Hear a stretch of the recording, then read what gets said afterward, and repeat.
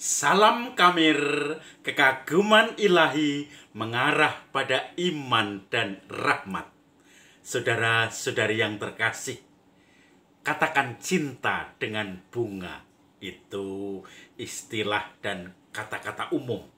Bunga menjadi tanda cinta untuk orang-orang yang dicintainya. Kalau sudah nikah, nanti dalam keluarga yang lebih penting adalah bunga bang daripada bunga yang sesungguhnya.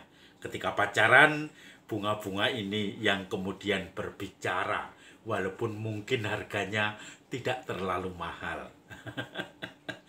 Cewek sudah klepek-klepek kalau dikasih bunga ini. Nah, saudara-saudari yang terkasih, kalau ada orang yang menikah, biasanya pengantin putri membawa rangkaian bunga dan nanti dia membelakangi teman-temannya. Teman-teman yang di belakang itu sudah siap untuk menangkap bunga yang akan dilemparkan oleh pengantin putri itu. Kebanyakan mereka masih jomblo-jomblo supaya cepat ketularan untuk cepat menikah. Maka mereka biasanya acaranya ya hanya formalitas saja. Mempelai putri itu melempar bunga, karangan bunga, hand bouquet, kemudian ke belakang. Nah, nanti yang mendapat bunga itu akan segera menikah katanya. Maka kadang-kadang saya masang juga di belakangnya. Siapa tahu jatuh di tempat saya supaya saya segera menikah.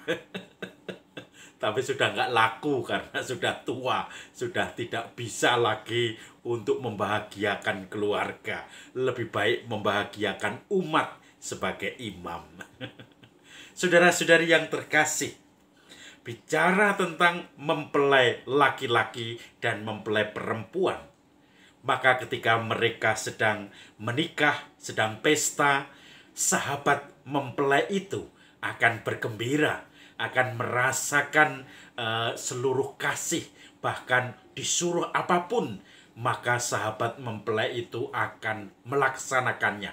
Karena mereka sering disebut raja sehari kalau orang sedang menikah.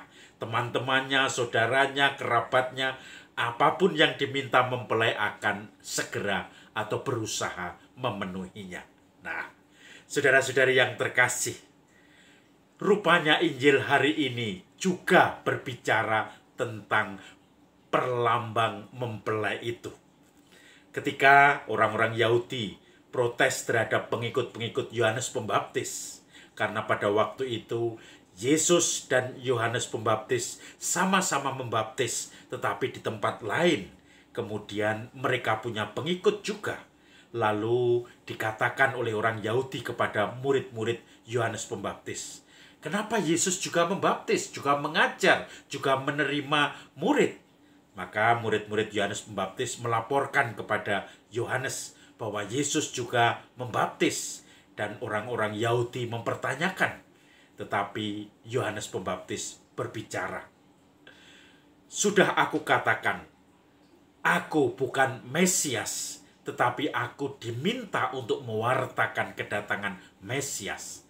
Membuka tali kasutnya pun aku tidak layak. Tetapi ingat, sahabat mempelai laki-laki maupun perempuan, sahabat mempelai itu akan bergembira kalau dia bersama atau mendengar berita tentang mempelai itu. Yohanes Pembaptis bergembira ketika mendengar kabar tentang Yesus yang semakin dimuliakan. Dan tentu saja Yohanes Pembaptis mengatakan, bukan aku Mesias, tetapi dia. Bahkan dia menutup dengan mengatakan, aku harus semakin kecil, dia harus semakin besar. Ingat itu saudara-saudari yang terkasih. Jadi sahabat mempelai laki-laki itu, dan juga tentu saja sahabatnya perempuan, mempelai perempuan, akan bergembira ketika mendengar kegembiraan mempelai itu sendiri. Maka saudara-saudari yang terkasih, mendengar kesaksian Yohanes Pembaptis itu, kita bisa belajar bahwa sebetulnya tidak harus kita yang menerima pujian, tidak harus kita yang selalu menerima pengikut, tetapi Tuhan biar berkarya dalam diri kita. Dan kita selalu mengikuti apa yang dikatakan Yohanes Pembaptis. Membuka tali kasutnya pun aku tidak layak. Biarkan Tuhan semakin besar. AMDG ad maiorem Dei gloria. Tetapi saya semakin kecil.